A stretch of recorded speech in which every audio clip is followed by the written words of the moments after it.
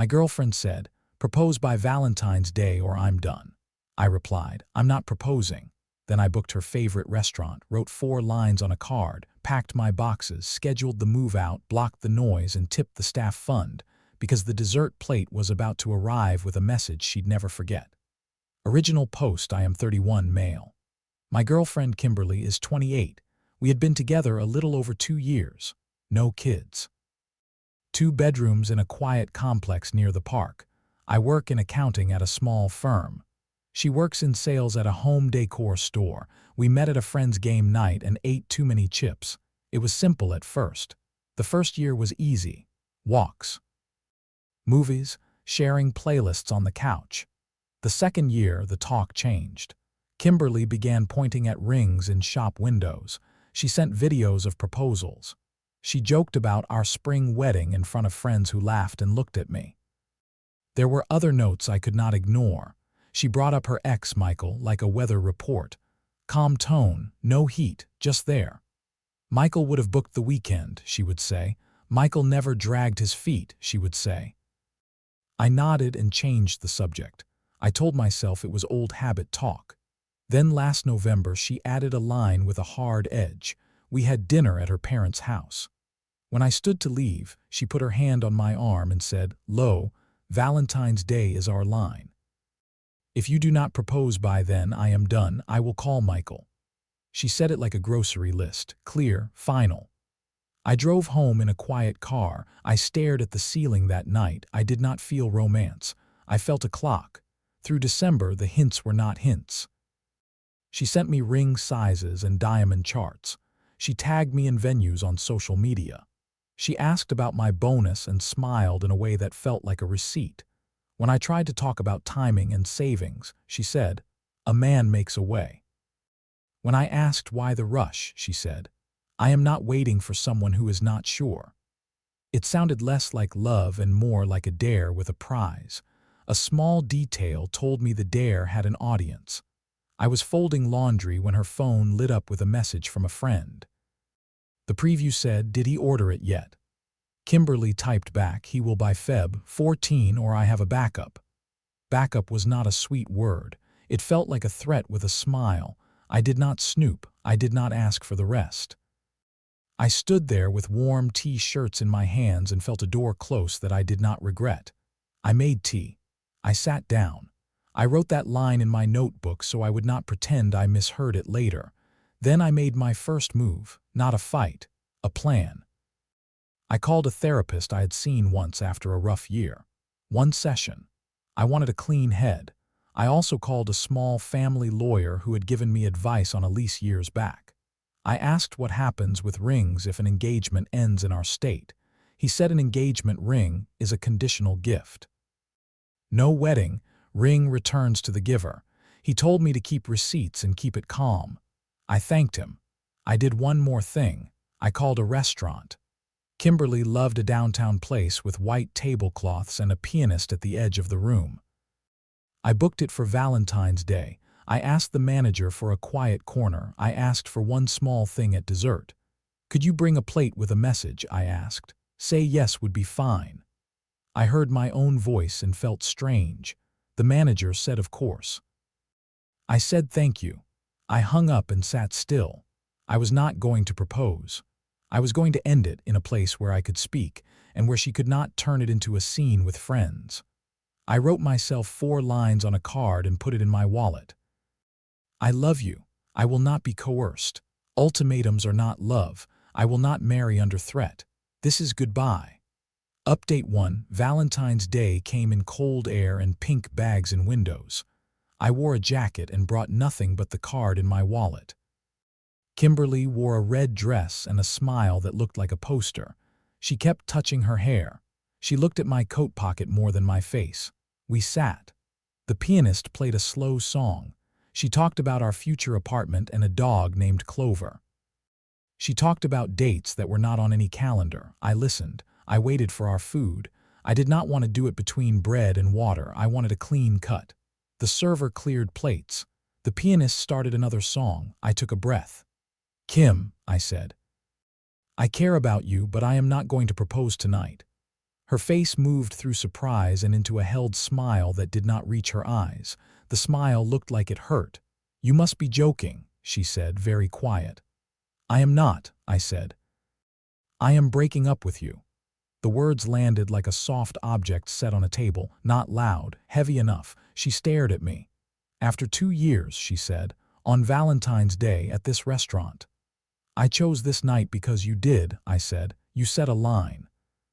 You tied our future to a date and to a threat. You said you would go back to Michael if I did not perform. I will not marry under a threat." "I wanted certainty," she said. "A timeline. That is normal. You are dramatic." "Certainty is not a gun to someone else's head," I said. "You gave me an ultimatum. You had a backup. You told your friend you did." She froze, then she leaned forward. "You saw my texts," she said. "I saw a preview," I said. "I am not going to spar with you about whether backup is a cute word. I heard you. I believe you. I am choosing out." The server approached with a silver lid and a soft grin. He set down a dessert plate with a neat script in chocolate. "Say yes." There was a small sugar heart on the side. Kimberly looked at the plate and then at me. The tiniest sound left her like a quiet laugh that changed its mind. She held very still. The pianist shifted into another song. The server waited. I said thank you and gave him a look that said we were done here. He nodded and left us with the plate like a sign on a road we were not taking. Kimberly's voice came back thin. "You planned this," she said. "You planned to humiliate me." "No," I said. "I planned to end a thing that had turned into pressure. I wanted to be clear. I wanted to own my part. I did not want to do it over text." "You do not even have a ring," she said, looking at my hands like they might grow one. "I do not," I said, "and you cannot threaten me into buying one." She swallowed hard. She looked at the dessert again and made a small motion with her hand like she might smear the words. She did not. She sat back. "Michael proposed fast," she said, as if she needed a belief to land on. "And you did not marry him," I said. "That is between you and him." She looked at the window. She put her napkin down very carefully. "You will regret this," she said. "I will regret not doing it sooner," I said. "But not this." I stood. I left cash for my part.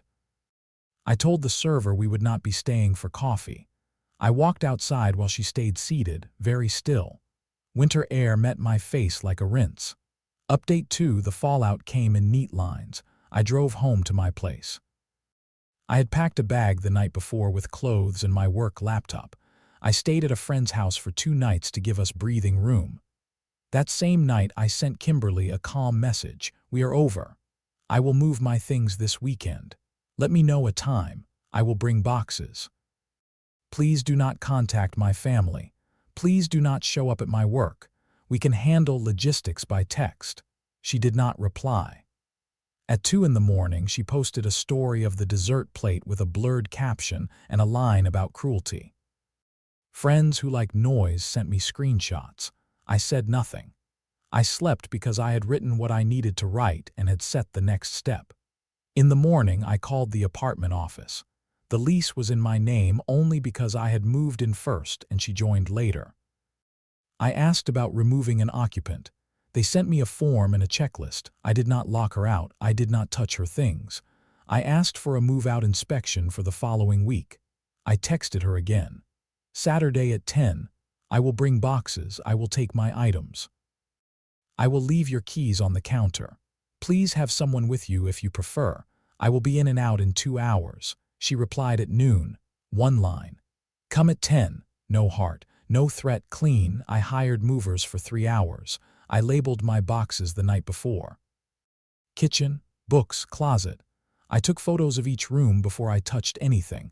I kept a list in my notes of items that were mine from before we dated.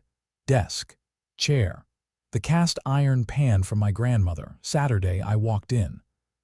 Kimberly sat on the couch with her coat on and her phone in her hand like a flag. Her eyes were dry and bright. She had a bag at her feet. "You look calm," she said, as if calm were a crime. "I am," I said. "That helps." "I told my parents you got cold feet," she said. "They think you are scared of commitment." "I am scared of marrying the wrong person," I said. "That is a kind of wisdom, not fear." She watched the movers lift the boxes and carry them out. She watched me wrap the pan and tuck it in the car. She said nothing for a long time. Then came the noise. Her best friend sent me a long paragraph about my cruelty. She said I had used a holiday to crush a woman's heart. She said I was cheap. She said I owed Kimberly 2 years back. I wrote one line back. "Do not contact me again." Then I blocked her. Her mother called my phone 3 times. I let it go to voicemail. I saved the messages and sent a short text. "Please direct any communication through Kimberly."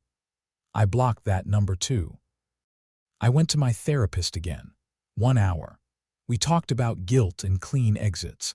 We wrote down what I had done and what lines I could control.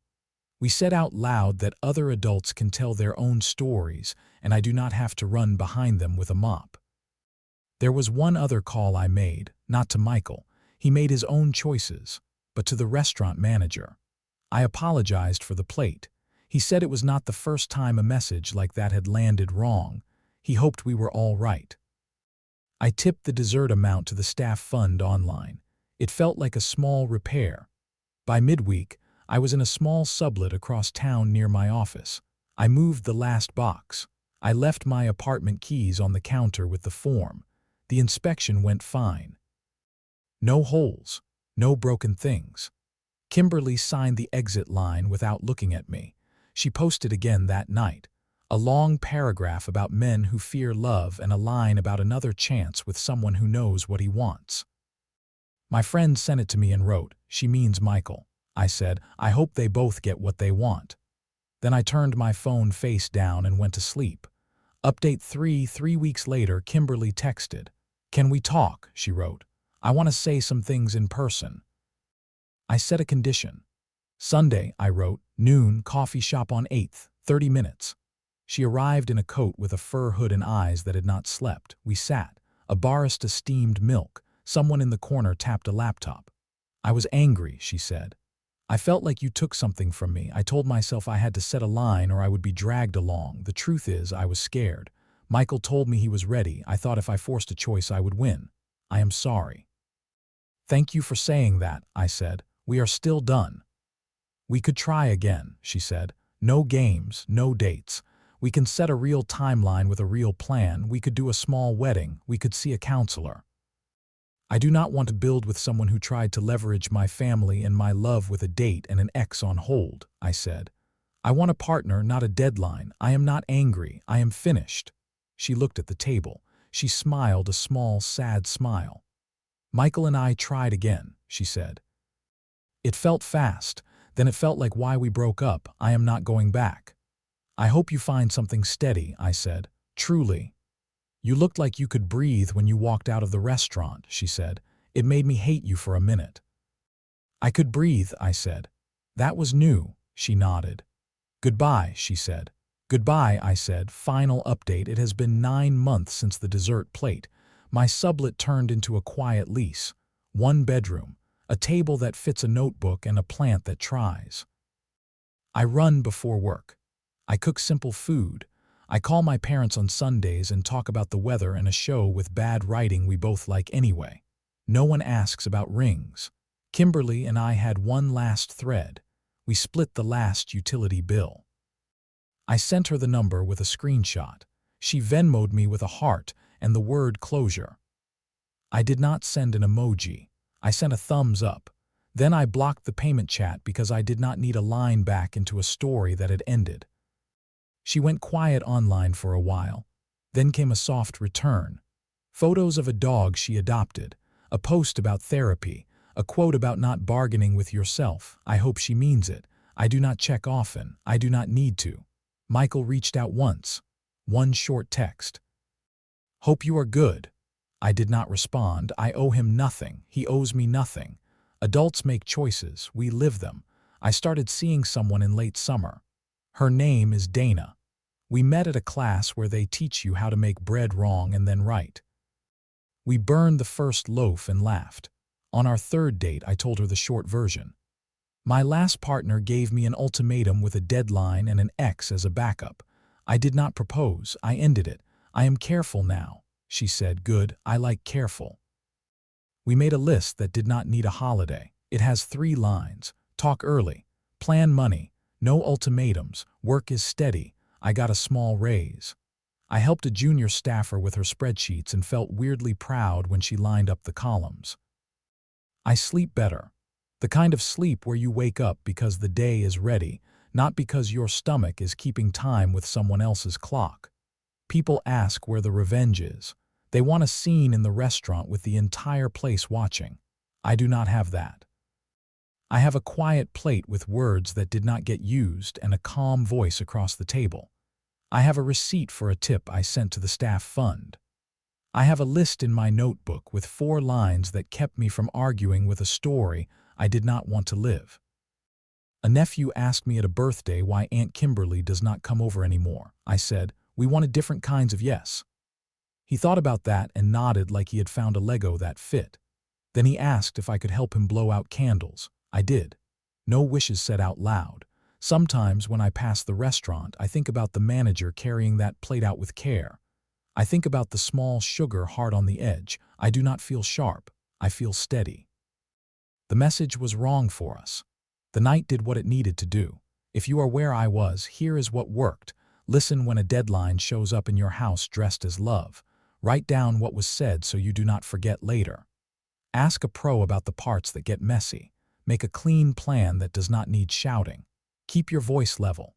Leave before a date on a calendar turns into a leash around your throat. I do not hate Kimberly. I am not mad at the dessert. I am grateful for a quiet table and a bill I could pay and a door I could open after with lungs that worked. I like a yes that sounds like 2 people talking without a timer. The ending line is small. On my kitchen cork board is that wallet card with 4 sentences, right next to my grocery list. Every so often I read the first one and smile. I love you. I will not be coerced.